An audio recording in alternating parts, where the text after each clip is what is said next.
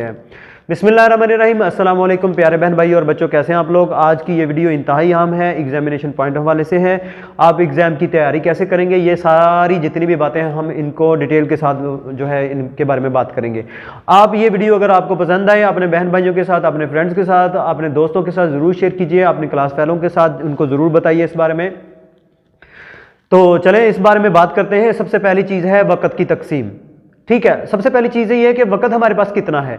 जब आप समझते हैं मेरे पास 1 महीना रह गया है, 2 माह रह गए हैं या 3 माह रह गए हैं, कोई मसला नहीं है, परेशान होना छोड़ दीजिए और एग्ज़ाम की तैयारी शुरू कर दीजिए। इंशाल्लाह आपको बहुत फ़ायदा होगा। मैं जिस तरह बताऊंगा इंशाल्लाह उसी तरह आप लोग करेंगे तो बहुत अच्छा होगा। तो सबसे पहली चीज़ है वक़्त की तकसीम। अगर आपके पास सबसे पहले जो मॉर्निंग टाइम है, सुबह का वक़्त है, वो इंतहाई अहम है स्टडी के लिए। अगर सुबह के वक़्त आप 3 घंटे पढ़ते हैं, पूरे दिन के अगर आप लोग 10 घंटे पढ़ते हैं तो सुबह का जो वक़्त है वो तकरीबन उसके बराबर है, सुबह के 3 घंटे और पूरे दिन के बाकी 10 घंटे। तो एग्ज़ाम की तैयारी के लिए आप लोगों ने वक़्त की जो तकसीम है वो इस तरीके से करनी है। आपने 1 घंटा पढ़ा तो 1 घंटा पढ़ने के बाद आप लोग 10 मिनट की रेस्ट करें। 10 मिनट की रेस्ट में ये नहीं है कि आप लोग कुछ ऐसा काम करें, बाहर चले जाएं या कोई ऐसी ख़तरनाक खेलना शुरू कर दें, फुटबॉल खेलना शुरू कर दें या कोई और ऐसी गेम जिनमें काफ़ी जो है वो एनर्जी लगती हो।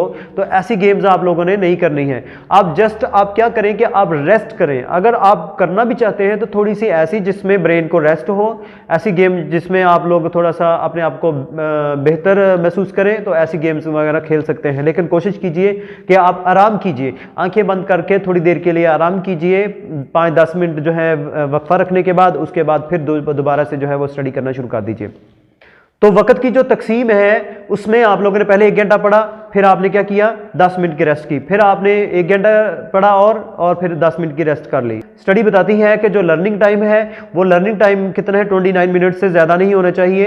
तो अगर आपने पहले से लर्न किया हुआ है, आपने जस्ट उसकी प्रिपरेशन करनी है, तो आप 1 घंटा आप लोग स्टडी करें और 10 मिनट की रेस्ट करें, फिर 1 घंटा स्टडी करें, फिर 10 मिनट की आप रेस्ट करें। अगर आप 2-2 घंटे करते हैं तो फिर 15 या 20 मिनट की आप लोग रेस्ट कर सकते हैं। सबसे पहली चीज़ है आपने बैठना कहाँ है। आप ऐसे जगह पे बैठे, ऐसे जगह का इंतखाब करें जहाँ पे शोर ना हो, जहाँ पे कोई भी आपको डिस्टर्ब ना कर सके। अगर आप डिस्टर्ब हो जाते हैं तो डिस्ट्रैक्शन पैदा हो जाएगी, डिस्ट्रैक्शन पैदा होने से आपका वक़्त ज़ाया होगा, आप सही तरह पढ़ नहीं सकेंगे। अपना मोबाइल बंद कीजिए और वहाँ पे रख दीजिए जहाँ पे आप उसको मतलब इस्तेमाल ना कर सके हो। टीवी आपके घर में है वो भी बंद कर दीजिए।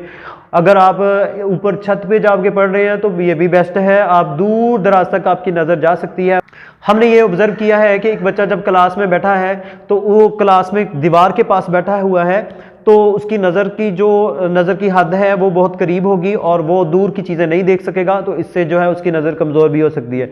तो आप कोशिश कीजिए कि ऐसी जगह पे बैठें कि सामने आपको कोई चीज़, दूर तक कोई चीज़ नहीं है और नज़र आपकी दूर तक जा रही है। तो इस तरह जो आपकी नज़र है वो कमज़ोर नहीं होगी।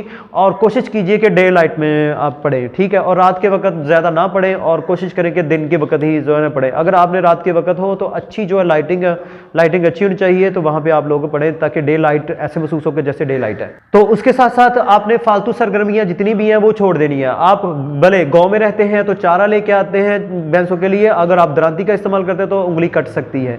आप शहरों में हैं तो हो सकता है कि आप बाहर आपको जाना पड़े, तो कोशिश कीजिए कि बाहर ना जाएं, ठीक है। अगर आपके साथ अल्लाह ना करे कि आपके साथ कोई मिसबिहेव हो जाए तो फिर उससे जो है आपका एग्ज़ाम जो है वो डिस्टर्ब हो सकता है। अगर आप तैयारी कर रहे हैं तो रात बहुत ज़्यादा खाना ना खाएं, रात को स्पेशली बहुत ज़्यादा खाना ना खाएं और कोशिश करें कि थोड़ा खाना खाएं और एनर्जेटिक हो। और बादाम अगर आप लोग इस्तेमाल नहीं कर रहे हैं तो कोशिश करें कि बादाम जो है उनका इस्तेमाल करना शुरू कर दें।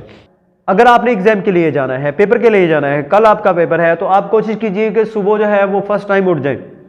उसके लिए क्या चीज़ है, उसके लिए आप अलार्म लगा लें, रात को अलार्म लगाएं और सुबह जो है उस अलार्म के साथ जो है वो उठ जाएं आप लोग, ठीक है। और मोबाइल भी कैसे रखना है, अपने पास ही नहीं रखना, दूर करके रखना है, ताकि ये ना हो कि अलार्म बजाए और आपने बंद कर दिया और फिर सो गए और देखा जी आधा घंटा रह गया एग्जाम शुरू होने में, पेपर शुरू होने में आधा घंटा है, तो आप परेशान हो जाए। आपने मोबाइल जो है वो दूर करके रखना है और वो साइलेंट पे लगा के सोएं, ठीक है, और दूर करके रखें और अलार्म लगा लें, टाइम पे ऊपर उठ जाएं आप लोग। फिर रात को जब आप लोगों ने सोना है तो उससे पहले जितना भी सामान है वो सारा का सारा आपने वो रेडी करके सोना है कि आपके पास जो जेल पेंसिल्स हैं वो एक्स्ट्रा होनी चाहिए, आपके पास पेन एक्स्ट्रा होना चाहिए, आपके पास मार्कर्स हैं कि नहीं है, आपके पास लाइन लगाने के लिए जो मार्कर है वो है कि नहीं, मतलब जिसको आप लोग ब्लेड के साथ या इस तरह करके ना मार्कर को ऐसे कट कर लेते हैं तो वो डबल बन जाता है, तो डबल लाइन लगाने के लिए। फिर आपके पास इंक है कि नहीं, आपने पेन को चेक कर लीजिए। फिर आपके पास जो पैमाना है वो बड़ा होना चाहिए, वो क्यों है बड़ा क्यों होना चाहिए वो भी आपको बताता हूँ। फिर उसके पास आपके रिमूवर नहीं होना चाहिए या एक्स्ट्रा जो भी चीज़ें हैं, आपके पास घड़ी होनी चाहिए, आपके पास कैलकुलेटर होना चाहिए, इजाफी जो है मार्कर्स होने चाहिए। फिर उसके बाद आप आपके पास जो डबल मार्कर्स होने चाहिए। फिर आप हाईलाइटर को यूज़ कर सकते हैं, हाईलाइटर नीले रंग का आप इस्तेमाल कर सकते हैं, वो इसलिए कि जब आप लाइन लगाते हैं तो वो हाईलाइटर के साथ जो है वो कोई भी लफ्ज़ जो लिखा जाए तो हाईलाइटर के नीचे नहीं आता, ठीक है। तो आप ब्लू इंक को यूज़ कर सकते हैं, ब्लू हाईलाइटर को। फिर उसके बाद आपके पास जो रोल नंबर स्लिप है उसकी कॉपी आपके पास होनी चाहिए, उसको भी रात को चेक करके सोएं। फिर आपके पास जेब में पैसे हों वो भी पैसे रख के सोएं। फिर उसके बाद आपके पास बाइक जो है, बाइक को चेक कर लें कि आया कि वो पंक्चर तो नहीं है, उसकी हर चीज़ चेक कर लें कि क्या वो ओके है। ये ना हो कि आप जब तैयार होके जाने लगे हैं तो बाइक पंक्चर निकले, फिर आपका वो जो वक्त जो है वो ज़ाया हो जाए। और कोशिश कीजिए कि 1 घंटा पहले घर से निकले, ठीक है। उसमें ये कोई भी अगर रास्ते में कोई प्रॉब्लम हो जाए तो बंदा जो है वो 1 घंटा अगर वक्त से पहले निकला हुआ है तो उसको जो है वो उसका वक्त ज़ाया नहीं होगा। फिर जब आप स्कूल में पहुंच जाएं, कॉलेज में पहुंच जाएं, जहाँ पे पहुंचे जहाँ पे आपका एग्ज़ाम है, तो वहाँ पे जब सीढ़ियाँ आप लोगों ने चढ़नी है तो सीढ़ियाँ चढ़ने से पहले सबसे पहले बिस्मिल्लाह पढ़े, ठीक है, अल्लाह अकबर पढ़े। तो आपका जो दायां पाँव है ये पहले आपने रखना है, ठीक है। और उसके बाद जो बैठने की जगह है वहाँ पे जब एग्जामिनेशन हॉल में जाए, ठीक है, उस रूम में जाए तो वहाँ पे देखें कि क्लॉक लगा हुआ है कि नहीं लगा हुआ। अगर नहीं है आपके पास है तो फिर तो आपको परेशानी नहीं है। फिर आपने ये देखना है कि मेरा रोल नंबर कौन सी जगह पे, आपने जगह को चेक कर लेना है। जगह को चेक कर लेने के बाद फिर जगह जो आपकी जगह है वहाँ पे देखें, इर्द गिर्द देखें कि किसी जगह को किसी ने कोई कागज़ तो नहीं फेंका हुआ, कोई जो कुर्सियाँ हैं उनके नीचे कोई कागज़ तो नहीं लगा हुआ, या कुर्सी के ऊपर कुछ लिखा तो नहीं हुआ। ये सारी चीज़ें आप लोगों ने चेक करनी है। फिर आपके साथ जो बैठे हुए हैं, जब आपने फिर उसके बाद आपने ये सारी चीज़ें चेक करने के बाद आप लोग बाहर चले जाना है। जब बाहर से आप आएंगे फिर आपने अपना देखना है कि जब बाकी बच्चे बैठ गए होंगे तो फिर आपने देखना है कि क्या मेरे पास जो बच्चे बैठे हुए हैं वो कैसे हैं, उनके साथ ज़्यादा वाकफियत शो करने की कोशिश, एफिशिएंसी नहीं दिखानी, वाकफियत शो नहीं करनी है। फिर आपने देखना है कि सिर्फ आपने ये नहीं है कि अब पहले आगे बैठ गए, नहीं, आपने सिर्फ और सिर्फ जब आपका एग्जाम शुरू होने वाला है, आप देखिए 1-2 मिनट रह गए, फिर आपने आके बैठना है वहाँ पे, या 5 मिनट पहले आके बैठ जाए।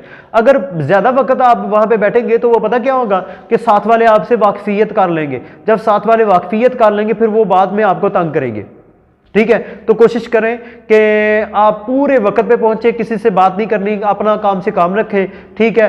अगर आप वाकफियत कर लेते हैं तो वो आपको तंग करेंगे, फिर आप देख लें एक नज़र से सरसरी नज़र के ये बच्चा कैसा है, ये बच्चा कैसा है, ये बच्चा कैसा है, पीछे वाला कैसे है, क्या ये मुझे एग्जाम में तंग तो नहीं करते, या ये ज्यादा नालायक तो नहीं है। जैसे आप समझते हैं face is the index of mind, कि चेहरा मोहरा उसको देखते ही पता चल जाता है बंदे का, तो आपको पता चल जाएगा कि ये किस कैपेबिलिटी का है। तो जब आप बैठ जाएं फिर आपने क्या करना है, फिर आपने अपना चीज़ें फिर दोबारा से एक दफ़ा चेक कर लें, ठीक है या पूरी है कि नहीं। फिर अगर नहीं है तो किसी से वो देख लें कि मुस्तार ले लें, उधार पे ले लें, थोड़ी देर के लिए ले दें उससे। फिर आपने क्या करना है कि जब आप बैठ जाएंगे ना, फिर आपने जो आंसर शीट वो देना शुरू हो जाएंगे तो वो आंसर शीट आपने लेनी। जो ही आंसर शीट आपके पास आती तो आपने क्या करना है, फॉर एग्जांपल ये पेज है तो आपने आंसर शीट को ऐसे फोल्ड कर लेना है, ठीक है, इधर से फोल्ड कर लें, और फिर आपने दूसरी तरफ से जो है ये ऐसे फोल्ड कर लेना है, ये ऐसे फोल्ड कर लेना है। इसका फायदा क्या होगा, इसका फायदा ये होगा कि आपने जब मार्कर के साथ इसको या हाईलाइटर के साथ जब इसको लाइन आपने लगानी है तो पैमाना आपके पास बड़ा होना चाहिए। ये नहीं कि पहले ये पैमाना आपने यहाँ पे रखा, ठीक है, फिर छोटा पैमाना अगर हो तो यहाँ पे रखा, फिर दोबारा से डबल लाइन लगाने के लिए आपने थोड़ा सा इधर किया, फिर लगाई लाइन, फिर आपने यहाँ पे दूसरी लाइन लगाई, फिर पैमाने को इधर किया थोड़ा सा, फिर लाइन लगाई। वो डबल लाइन लगाएंगे तो फिर भी वक्त ज़ाया होगा, अगर आप पैमाना छोटा इस्तेमाल करेंगे तो फिर भी वक्त ज़ाया होगा। आपने क्या करना है कि डबल मार्कर का यूज़ करना है। मैंने बताया कि जैसे ये मार्कर है, आपने यहाँ से इसको कट करके ऐसे कर लेना है, ये डबल मार्कर बन जाएगा। या सेंटर से अगर आपने लोगों ने इसके लिए स्पेशल लाइन के लिए अगर डबल लाइन लगानी है तो इसके लिए वगैरह डबल लाइन की जरूरत ही नहीं है, आप सिंगल लाइन ही लगाएं, डबल ना लगाएं आप लोग, ठीक है। आपने क्या करना है, हाईलाइटर ले लें, तो यहाँ पे पैमाना रख के ना आप देखें ये होगा कि जब आप पैमाना आपका यहाँ पे ऐसे रखेंगे ना पैमाना, तो आप बेशक भले उसकी तरफ देखें भी ना, फिर भी ये अटक जाएगा। आपने पैमाना रख के यहाँ पे आपने एक लाइन लगा ली, फिर आपने इसी तरीके से सारी एक तरफ की लाइंस लगा लेनी है, फिर आपने दूसरी तरफ की लाइंस जो है वो लगा लेनी है। तो इस तरीके से आपने लाइंस लगा लेनी है। अच्छा, उसके बाद आपने क्या करना है कि जो ही आप देखें कि क्वेश्चन पेपर आपको दे दिया गया है, क्वेश्चन पेपर दे दिया है, तो आपने बाकी सारे काम छोड़ देने हैं। मसलन आपके पास जब आंसर शीट आएगी तो सबसे पहले आपने लाइनें लगाने से पहले भी आप लोगों ने ये देखना है रोल नंबर को बड़े अच्छे तरीके से अपने नाम को, उसको आंसर शीट को आप फिल कर लें। रोल नंबर है, ठीक है, आपका नाम है, फिर उसके बाद जो आप एग्जाम दे रहे हैं वो सालाना है, वो सारी चीजें जितनी भी हैं वो आपने फिल कर लेनी है। ये फिल करने के बाद जो ही ये काम कर रहे थे, आप लाइनें लगा रहे थे, तो आपने देखा कि उन्होंने आपको क्वेश्चन पेपर बांटना शुरू कर दी। क्वेश्चन पेपर लेने के बाद आप लोगों ने ये नहीं करना कि वो उसको हल करना शुरू कर देना है, पहले आपने क्वेश्चन पेपर को रीड करना है। सबसे पहले जब आप सीढ़ियां चढ़ेंगे तो बिस्मिल्लाह पढ़ के, फिर जब आपको आंसर शीट देंगे तो फिर आपने क्या करना है कि उसको बिस्मिल्लाह पढ़ के तो इस दाएं हाथ से उसको पकड़ना है, ये वाला हाथ यूज ना करें, राइट हैंड जो है वो यूज करें। फिर उसके बाद आपने बिस्मिल्लाह पढ़ के उसको पेपर को शुरू करना है। तो सबसे पहले आपने रोल नंबर लिखना है क्वेश्चन पेपर के ऊपर, फिर उसका पेपर कोड देखना है, ठीक है, पेपर कोड को आपने आंसर शीट के ऊपर लिखना है। रोल नंबर के अलावा क्वेश्चन पेपर के ऊपर आप कुछ भी नहीं लिख सकते। मतलब एक्स स्क्वायर है, 25 है, या कुछ भी है, आप कुछ भी ना लिखें। क्वेश्चन पेपर के ऊपर आप लोगों ने दोबारा से सुन लें, कुछ भी नहीं लिखना है, रिमूवर लेके नहीं जाना है, ठीक है। तो ये चीजें अपना, जब आप घर से निकलेंगे ना तो अपनी जेबें चेक कर लेनी है कि क्या मेरे पास कोई एक्स्ट्रा कागज, कोई एक्स्ट्रा चीज कोई है तो नहीं, वो सारी निकाल के बाहर जाएं। पैसे चेक कर लेने हैं कि क्या मेरे पास पैसे हैं कि नहीं, ये सारी चीजें चेक कर रहे हैं। रात के वक्त ये सारी चीजें जो है वो आप लोग चेक कर लीजिए। फिर आपने जो उसमें जो है कपड़े इस्त्री करने हैं या बूट पॉलिश करने हैं, वो भी रात को ये सारी चीजें आपने करनी है। अच्छा, हम बात कर रहे थे कि क्वेश्चन पेपर जो ही आपको मिल जाए तो फिर आपने उसके ऊपर कुछ नहीं लिखना सवाए अपना रोल नंबर के। रोल नंबर जरूर लिखिए उसके ऊपर। फिर आपने क्या करना है कि क्वेश्चन पेपर को रीड करना है। ये नहीं कि वैसे क्वेश्चन पेपर जो ही मिला आपने उसको जो है वो लिखना शुरू कर दिया आंसर शीट के ऊपर, ऐसे नहीं, बल्कि आपने क्वेश्चन पेपर को देखा। क्वेश्चन पेपर को देखने के बाद आप लोग देखें कि मेरा जो पहला पोर्शन है उसमें कितने क्वेश्चन जो है मुझे आते हैं, दूसरा पोर्शन को देखें, तीसरा पोर्शन को देखें, फिर लॉन्ग क्वेश्चन को देखें। फिर आपने जब लॉन्ग क्वेश्चंस को देखना है तो लॉन्ग क्वेश्चंस में ये इंतहाई अहम बात है कि आपने ए पार्ट करना है या बी पार्ट, अल्फ जुज करनी है या बे जुज करनी है। मिसाल के तौर पर आपने वो क्वेश्चन सिलेक्ट करना है जिसकी आपको ए पार्ट भी आता हो, बी पार्ट भी आता हो, वो वाला। ये ना हो कि ए पार्ट आप क्वेश्चन नंबर 5 का कर रहे हैं और बे पार्ट जो है, बी पार्ट जो है, बे जुज जो है वो क्वेश्चन नंबर 6 की कर रहे हैं, ऐसे नहीं। जो आपने क्वेश्चन सिलेक्ट करना है, ए पार्ट भी उसका हो, बी पार्ट भी उसका हो, ठीक है, अलफ जुज भी उसकी हो उसी की और बेजुज भी उसी की हो। फिर उसमें बाज़ औक़ात जिस तरह मैथ का क्वेश्चन है उसमें जो क्वेश्चन नंबर 9 है वो इंतहाई अहम होता है। तो घर में जब आप एग्जाम की तैयारी करें तो आप कोशिश करें कि जो सालाना पेपर है ना, 5 साल या 10 साल पेपर्स हैं, उनको ही आप बार बार देखें, ठीक है। बाकी जो है आपने मिसाल के तौर पर आपका एग्जाम है, कल आपका पेपर है, एक्स्ट्रा क्वेश्चंस करने की जरूरत नहीं है। आप लोग अगर पहले वाले जितने भी हैं वो सारे आपको आते हैं तो एक्स्ट्रा करने की जरूरत नहीं है। आप जो पहले वाले किए पहले उनको तैयारी करें, उनकी तैयारी करें, फिर जाके अगर आप उनकी हो जाती है फिर एक्स्ट्रा करें। कल आपका एग्जाम है, कल आपका पेपर है, तो आप एक्स्ट्रा क्वेश्चंस ना करें। आप जो पहले से आपकी तैयारी है, जो जिन क्वेश्चंस को आपने पहले से पढ़ा हुआ है, स्टडी किया हुआ है, आप उनको ही तैयार करें। एक्स्ट्रा क्वेश्चंस के लिए आपके पास वक्त नहीं है। अगर हाँ आपने ये सारे क्वेश्चंस तैयार कर लिए हैं जो आपने पढ़े हैं और फिर उसके बाद आप एक्स्ट्रा जो है वो क्वेश्चंस को आप लोग देख सकते हैं। तो आपने जब एग्जाम में आपने बैठना है, क्वेश्चंस जब आपने शुरू कर देने हल करना, तो सबसे पहले जो इंप्रेशन होता है वो अहम चीज़ है। आपने अच्छा इंप्रेशन देना है। ये ना हो कि आपने पहला क्वेश्चन किया और वो जो है वो गलत हो गया, फिर अगला किया फिर वो भी गलत हो गया, ऐसे ना हो। तो आपने सबसे पहले वो क्वेश्चंस करने जो सबसे अच्छे आपको आते हैं, अच्छे तरीके से आते हैं, तो वो करें ताकि इंप्रेशन हो। और लिखाई अच्छी होनी चाहिए। लिखाई अच्छी कैसी बनती है, जैसे आप लोग टेस्ट देते हैं ना, टेस्ट दें, बार बार टेस्ट दें, बार बार टेस्ट दें, टेस्ट सेशन को ज्वाइन करें। तो जब टेस्ट सेशन को आप ज्वाइन करेंगे तो फिर इस तरीके से जो है आप अच्छे मार्क्स हासिल के साथ टाइम मैनेजमेंट भी सीख जाएंगे कि मेरे शॉर्ट क्वेश्चंस जो है इतना वक्त लेते हैं, लॉन्ग क्वेश्चंस इतना वक्त लेते हैं। मेरा हाथ थक जाता है नहीं या नहीं थक जाता, तो अगर हाथ थक भी जाए तो ऐसे नीचे हाथ करके तो ऐसे उसको हिलाएंगे, तो फिर थोड़ी देर के लिए तो इस तरह रेस्ट देंगे, तो आपका जो है वो दोबारा ब्लड जो है वो सर्कुलेट करेगा, तो फिर आपकी जो थकावट है वो दूर हो जाएगी। इस तरह टेस्ट सेशन जो है ज्वाइन करेंगे ना, तो आपको ये बताता है कि आपने शॉर्ट क्वेश्चन जो आपने किए हैं वो कितना टाइम लेते हैं, फिर लॉन्ग क्वेश्चन को कितना वक्त लगता है, टाइम मैनेजमेंट आ जाती है। फिर उसके बाद इंसान को ये भी पता चल जाता है कि मुझे कितना वक्त लगता है एग्जाम को। फिर आपने क्या करना है कि आपका जो पेपर है वो कम से कम 10 मिनट आप लोगों ने पहले जो है वो पेपर आपने ख़त्म करना है। कोशिश करें कि पहले 10 मिनट आपके पास बच जाए। आपकी अगर ये प्रैक्टिस होगी टेस्ट सेशन में तो फिर ये आप लोग जो है ये वक्त जो है बचा सकते हैं। तो उसमें क्या होता है कि आपने रीड करना होता है, पेपर देने के बाद आपने रीड करना है, फिर रीड करना है, फिर उसके बाद फिर दोबारा से आप लोगों ने उसको पढ़ना है कम से कम 3 बार। उसमें बहुत सारी गलतियां निकलती हैं। आपने जो एक क्वेश्चन किया ना, तो उसके लिए नीचे जो है वो खाली जगह लाजमी छोड़नी है, थोड़ी सी, दो लाइनों की, 1 लाइन की। बाद का याद आ जाता है कि इसकी मिसाल भी देनी है, इसकी मिसाल भी हो सकती है, इसका यूनिट भी है, इसका फार्मूला भी है, ठीक है, तो आप वो जो है वो नीचे लिख सकते हैं। अगर आपने वो जगह ही कोई नहीं छोड़ी होगी एक क्वेश्चन करने के बाद, तो फिर आप कैसे कर सकते हैं। तो फिर एक एंडिंग लाइन, हर क्वेश्चन करने के बाद एक एंडिंग लाइन होती है। वो जो एंडिंग लाइन है ना, वो आपने जब आप सारा पेपर कर लेंगे तो फिर आपने क्वेश्चन को पढ़ते जाना है, फिर आपने देखना है कि क्या मेरे ये क्वेश्चन कंप्लीट है, उसके बाद फिर आपने एंडिंग लाइन देनी है। और कभी भी पैमाने को के बगैर लाइन नहीं लगानी, हमेशा जो लाइन लगानी है आपने पैमाना रख के फिर ही लाइन लगानी है। तो फिर जब आप क्वेश्चन को सॉल्व करेंगे, हर चीज़ अलग-अलग करके दिखाएंगे। अगर आप अलग-अलग करके नहीं दिखाएंगे तो आप समझे कि जो एग्जामिनर है, जो आपका पेपर चेकर है, वो बच्चा है। पेपर चेक करने वाले को जब आप बच्चा नहीं समझेंगे तो फिर वो बच्चा समझने से क्या मुराद है। इसमें ये है कि हर चीज़ वाज़ह कर करके कि ये ऐसे है, मैंने ये लिखा थोड़ा सा, इसका फार्मूला ये है, इस फार्मूले की बिना पे मैंने ये चीज़ लिखी है।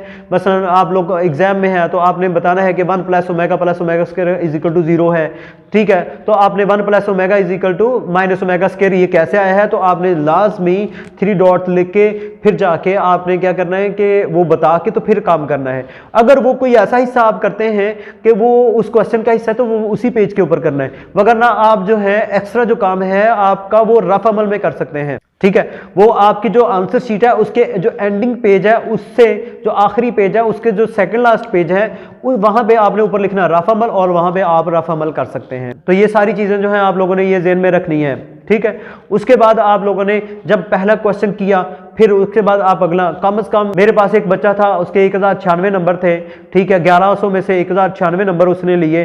तो वो क्या करता था कि कम से कम उसका जो शॉर्ट क्वेश्चन है वो हाफ पेज का होता था, हाफ पेज का। उसमें उसने डेफिनेशन भी देनी है, उसमें उसने उसकी एग्जाम्पल भी देनी है, अगर उसका फार्मूला बनता है, ये यूनिट बनता है, वो भी है, ये चीज़ें। तो कोशिश करें कि अच्छा मवाद पेश करें, टू दी पॉइंट रहे, ठीक है। जो आप टू दी पॉइंट आप लोग चीज़ बयान कर रहे हैं तो वो भी अच्छे तरीके से, अच्छे ढंग के साथ, और अगर आपकी लिखाई अच्छी है तो उसके भी तकरीबन आप समझें कि 100 नंबर का फ़र्क पड़ता है। अगर आप 9th 10th का एग्जाम दे रहे हैं तो कम से कम 100 नंबर का फ़र्क पड़ता है पूरे लिखाई अच्छी होने का। तो तरतीब अच्छी होनी चाहिए, कंट्रास्ट अच्छा होना चाहिए। अगर आप मार्कर ब्लैक यूज़ कर रहे हैं तो ब्लू इंक यूज़ कीजिए, अगर आप ब्लू मार्कर यूज़ कर रहे हैं तो ब्लैक इंक की इस्तेमाल कीजिए। आपने जो भी डेफिनेशन लिखनी है, जो भी तारीफ लिखनी है, जो भी डेफिनेशन लिखनी है, उसको कोशिश करके इन्वर्टेड कॉमर्स के अंदर जो है, डबल इन्वर्टेड कॉमर्स के अंदर उसको बंद कीजिए। कोशिश कीजिए कि अगर आप जो मार्कर इस्तेमाल करें वो ब्लैक है तो जो इंक आप लोग यूज़ कर रहे हैं वो ब्लू है, तो ब्लू इंक के अंदर अगर कोई इंपॉर्टेंट चीज़ है तो उसको आप ब्लैक कलर में लिख लें, ठीक है। या फिर उसको अगर ब्लू में लिखना है सारे को तो उसको इन्वर्टेड कॉमर्स के अंदर लिख लें। फिर आप जो भी आप डेफिनेशन लिखें, जो भी आप स्टेटमेंट लिख रहे हैं, जो भी आप लोग तारीफ लिख रहे हैं, और उसको इन्वर्टेड कॉमर्स के अंदर लिखें, ब्लैक जो बल पॉइंटर है उसके साथ लिख लें। फिर या अगर ब्लू के साथ ही लिखना है तो जो इन्वर्टेड कॉमर्स आपने लिखने हैं वो ब्लैक के साथ लिखने हैं।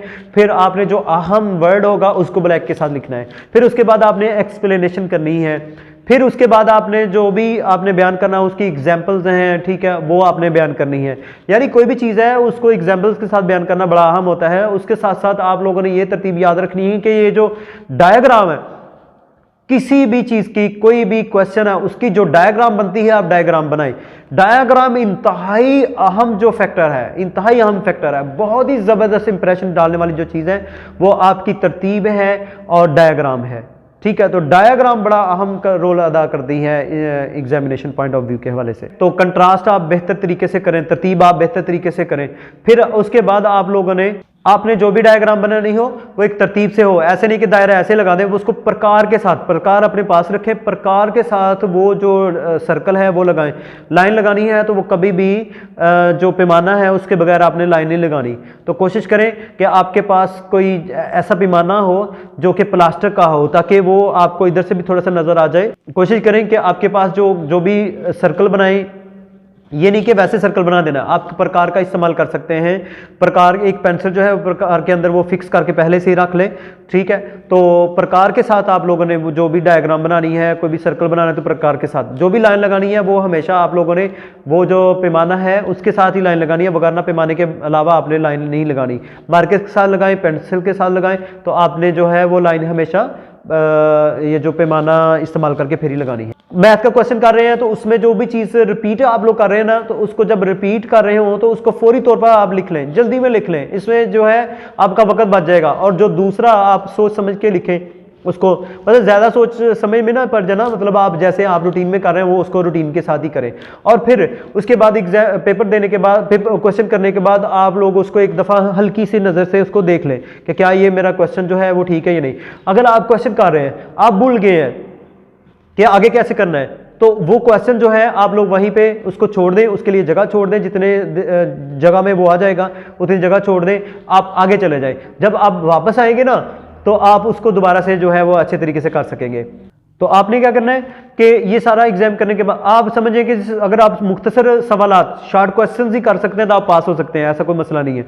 तो कोशिश कीजिए कि आप 100% नंबर हासिल करें। अगर आपने अटेम्प्टेशन, जो सबसे अहम चीज़ है आज की वीडियो को, जो सबसे अहम चीज़ है वो है अटेम्प्टेशन। अगर आपका पेपर 75 मार्क्स का है तो आपने क्या किया, आपने 70 नंबर का अगर आपने क्वेश्चन अटेम्प्ट किया तो आप कभी भी 71 नंबर्स नहीं ले सकते।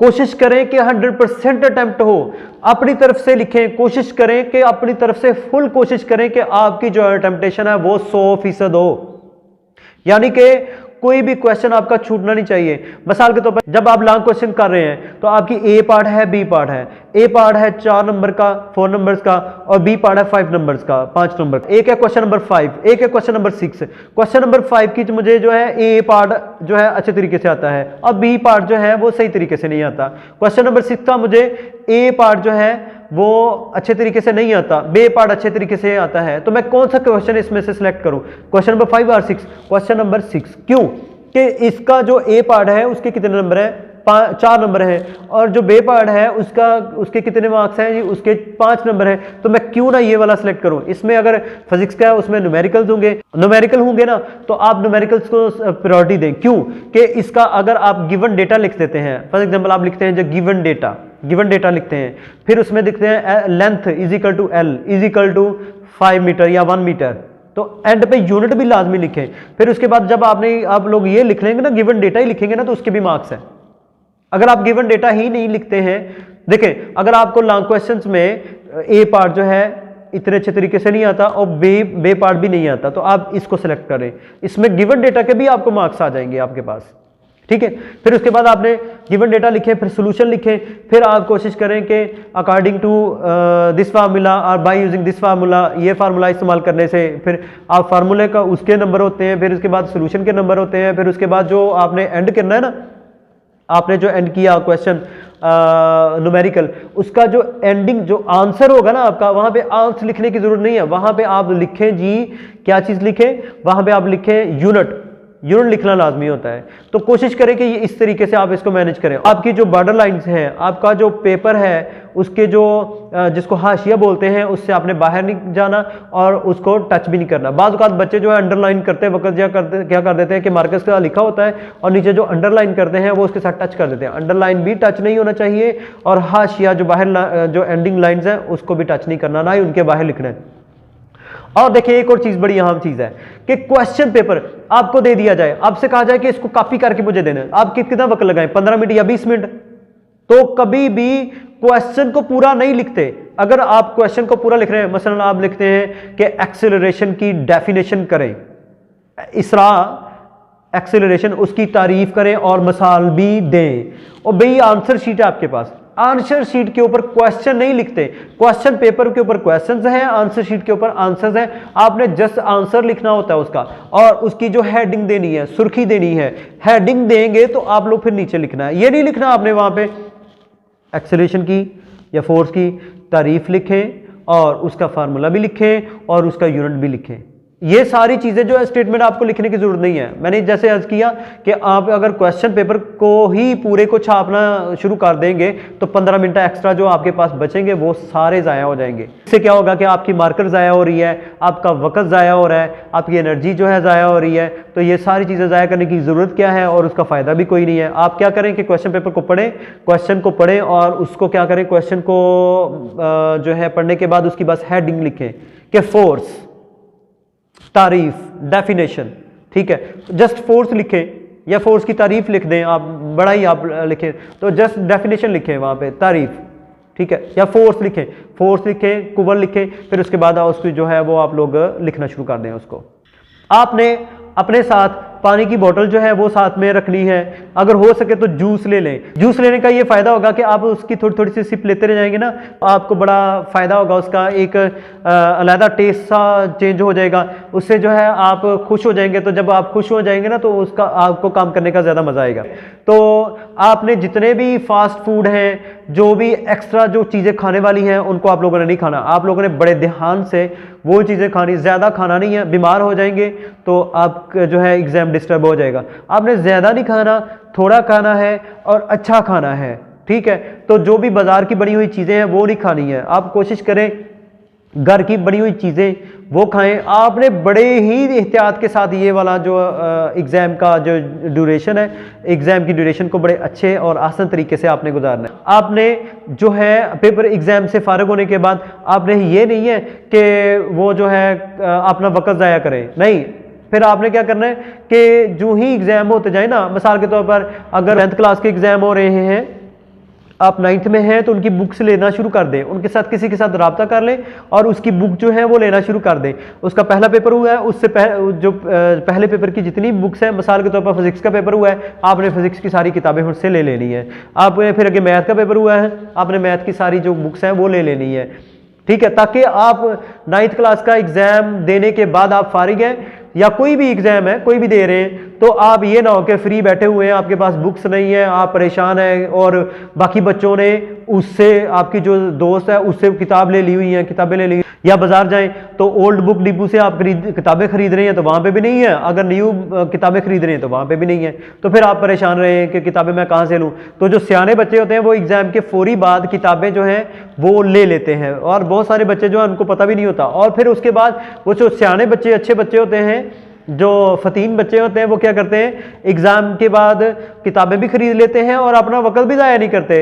वो जब बाकी बच्चों ने 2-3 माह के बाद वहाँ पे जाना है पढ़ने के लिए तो वहाँ पे देखेंगे हैं इन्होंने तो 4-5 चैप्टर पढ़ भी लिए हैं। फिर टीचर जो है उन बच्चों के हिसाब से पढ़ा रहा होता है, तो न्यू बच्चे जो होते हैं उनको समझ आ रही होती है, उनका फिर इस तरह पूरा साल जो है वो ज़ाया होता है। तो ऐसे जो है आप लोगों ने एग्जाम देने के बाद आप लोगों ने क्या करना है कि बुक्स ले लेनी है साथ ही, और फिर उसके बाद क्या करना है कि तैयारी शुरू कर देनी है। आपके पास भले कुछ नहीं है तो आप इंटरनेट से मदद ले सकते हैं, किसी से भी आप एकेडमीज को ज्वाइन कर सकते हैं। तो आपने वक्त को ज़ाया नहीं करना अगर आगे पढ़ना है। तो जो आपके पास ये वक्त होगा ना तो इसमें एक्स्ट्रा स्किल्स भी सीखें, बस इंग्लिश कम्युनिकेशन सीख लें, अरबिक कम्युनिकेशन सीख लें, कंप्यूटर कोडिंग सीख लें, ठीक है, या कोई और रिपोर्टिंग सीख लें, या कोई भी एक्स्ट्रा कोई चीज़ है, कोई ना कुछ ज़रूर सीखिए। घर में अगर आप लोग लड़कियां हैं तो घर में खाना पकाना सीख जाएं। ये सारी चीज़ें जो एक्स्ट्रा जो चीज़ें ये भी साथ सीखते जाएं, क्योंकि जो आपके जो शुरू वाले दिन होते हैं ना बड़े अहम भी होते हैं। मतलब जैसे एक बच्चा है उसने 1 2 3 4 ये चीज़ें सीखता है, ABC सीखता है, तो ये शुरू के दिन होते हैं, ये बड़े पढ़ाई में अहम होते हैं। पढ़ाई में शुरू के जो दिन है वो अहम होते हैं। तो आपने क्या करना है कि इन दिनों को ज़ाया नहीं करना है और इनमें कोई ना कोई एक्स्ट्रा स्किल्स भी सीखने का वक्त होता है। एग्ज़ाम जब होता है तब आप एक्स्ट्रा स्किल्स नहीं सीख सकते, जब आपका जो शुरू के दिन होते हैं उनमें आप लोग जो है वह एक्स्ट्रा बहुत सारी स्किल्स जो है सीख सकते हैं। फिर आपने पेपर देने के बाद, अच्छा एक और चीज़ ये रह गई थी कि आपने जब पेपर देना है ना, पेपर दे रहे हैं तो आपने आखिरी वक्त तक, आपने आखिरी मिनट तक आपने पेपर को छोड़ना नहीं है। आखिरी फौजी, आखिरी सिपाही तक आपने जो है हिम्मत नहीं हारनी। आपने क्या करना है कि आखिरी जब वो पेपर लेना शुरू कर दे तब आपने पेपर देना, तो कोई ना कोई चीज़ रह जाएगी आपकी। मसलन आप देखें कि यार ये वाली इसकी डायग्राम रहती है, वो ज़हन में आ गई, वो लिख ली। ये जो जब आप लोग लिख रहे थे, पेपर लिख रहे थे, तो उसमें एक क्वेश्चन किया, उसके बाद आप देखें कि एंडिंग लाइन रहती है, कोई जो आखिरी जो लाइन रह गई थी ना आपकी, जो खाली जगह छोड़ी हुई थी, उसमें कुछ ना कुछ लिख के आए, उसकी मिसाल दे आए, उसका फार्मूला दे आए, उसका यूनिट लिखते, या कुछ ना कुछ कोई ना कोई चीज़ जो है वो एक्स्ट्रा आप लोग लिख सकते हैं। बहुत सी चीज़ें होती हैं। जब आप टेस्ट सेशन में ये टेस्ट सेशन देंगे ना तो आपकी ये सारी प्रैक्टिस हो जाएगी।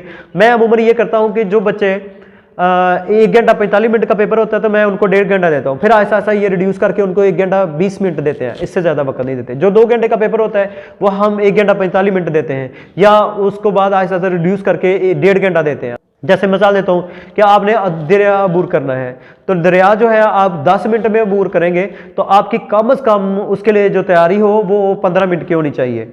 ठीक है, एक्स्ट्रा आप लोग तैयारी रखेंगे तो फिर जाके वहाँ पे, क्योंकि वहाँ पे जब एग्जाम में जाएंगे ना तो एक सारा साल की आपने मेहनत की होगी और दिल धड़क रहा होगा और परेशान भी होंगे और नर्वस भी होंगे। जब आप टेस्ट सेशन देंगे ना तो आप नर्वस नहीं होंगे, आप वही देखेंगे आपको क्वेश्चंस आते हैं, आप नर्वस नहीं होंगे। और एक और चीज़, जब आप क्वेश्चंस को देख रहे हैं आपको आ नहीं रहे होंगे ना, मिसाल के तौर पर आपको क्वेश्चंस जो हैं आपके पूरे नहीं हो रहे, तो उनको पूरा करना है, उनको कोशिश करना है किसी ना किसी तरीके से उनको पूरा करके आए, तो 100% टेम्पटेशन होनी चाहिए आपकी। जब आप एग्जाम से फारिग हो जाए ना, पेपर दे लें, तो फिर क्या करें, दुआ कीजिए, अल्लाह के हाथ दुआ कीजिए कि आपका पेपर अच्छे हाथों में आए, आपके पास आपका जो पेपर है अच्छे हाथों में आए। उसका मकसद क्या है कि देखें, एग्जामिनर जो होता है जब आप उसको निकाल के हर चीज़ देंगे ना, अलहदा जब ये आंसर है तो ए का आंसर ये आया है, बी का आंसर ये आया है, तो अलहदा अलहदा आप बॉक्सेस में उनको रख के फिर जाके लिखेंगे ना, तो फिर यह है उसको बड़ी आसानी होगी। जब आसानी होगी तो वो खुश होगा, खुश होकर आपको नंबर देगा। जब उसको कोई चीज़ फाइंड आउट करने में मुश्किल पेश आ रही है, फिर आपको वो नंबर नहीं देगा, फिर वो देखेगा कि ये इसने क्या किया, उलझाया हुआ है, वो क्या करे, कुफत होगी उसको, फिर वो क्या करेगा, उसको क्या, वो कौन सी चीज़, एक ही चीज़ है आपकी, नंबर्स, वो नंबर काट लेगा। तो एग्जामिनर को खुश रखना है। तो इस तरीके से आप लोग जो है, जो मुमकिन है जो आपका पेपर चेक कर रहा है, उसको इस तरीके से आप खुश रख सकते हैं, अलग-अलग करके, कंट्रास्ट करके, खूबसूरत करके, डायग्राम अच्छी लिखाई, ये सारी चीज़ें। पेपर देने के बाद आपने क्या करना, अल्लाह से दुआ कीजिए कि अल्लाह मेरा ये पेपर तेरे सुपर्द है, और दुआ कीजिए कि अच्छे हाथों में आए। अच्छे हाथों में आने से क्या मुराद है कि वो जो एग्जामिनर है वो मतलब वो कसाई ना हो, वो आपका पेपर अच्छे तरीके से पढ़ के आपको उसके मुताबिक नंबर दे। ठीक है, तो ये बड़ी अहम चीज़ है। तो ये तभी होगा कि आपका इम्प्रेशन अच्छा हो, तो इम्प्रेशन अच्छा होगा तो आपके नंबर्स आएंगे, आपके नंबर्स आएंगे, आपका फ्यूचर इसके ऊपर लाई करता है। उम्मीद करता हूँ आखिर पे मैं आप लोगों के लिए भी दुआ गो हूँ कि अल्लाह ताला आप लोगों को अच्छे मार्क्स में कामयाब करे, कामयाबियों से हमकिनार करे, हमेशा कंसेप्चुअल स्टडी करें। अगर आपको इस वीडियो से फ़ायदा हो गया है तो मेरे लिए भी दुआ कीजिए, बाकियों के साथ लाजमी इस वीडियो को शेयर कीजिए, अगर हो सके तो इस वीडियो को पसंद भी कर दीजिए। ठीक है, अल्लाह ताला आप लोगों का हामी नासर हो। उम्मीद करता हूँ कि आप बेहतर तरीके से एग्ज़ाम की तैयारी करेंगे और आपके जो बहन भाई हैं, आपके जो साथी हैं, उनकी भी इस तरीके से आप लोग मदद कर सकेंगे। आखिरी बात, आप एक और तरीके से मदद कर सकते हैं दूसरों की, वो क्या है कि आप जो भी बच्चा हो उसको सिखाएं, जो भी आपका क्लास फेलो हो, गरीब हो बेचारा, उसकी आनत करें, उसकी मदद करें, उसकी हेल्प करें। जब आप उसकी हेल्प करेंगे आपकी ऑटोमेटिकली हेल्प होगी, तो कोशिश करें उनकी भी हेल्प करें और इससे आपको ज़्यादा आएगा। 2 बच्चे हैं एक क्लास के, तो एक बच्चा जो है वो दूसरे को सिखाना शुरू कर देता है, टीचिंग करना शुरू कर देता है, तो इस वाले पहले वाले बच्चे को ज़रूर डेफिनेटली ज़्यादा आएगा रादर देन इस बच्चे से। तो कोशिश करें कि दूसरों को सिखाना भी शुरू करें और उनकी मदद भी करें। ठीक है, अस्सलाम वालेकुम रहमतुल्लाहि व बरकातहू।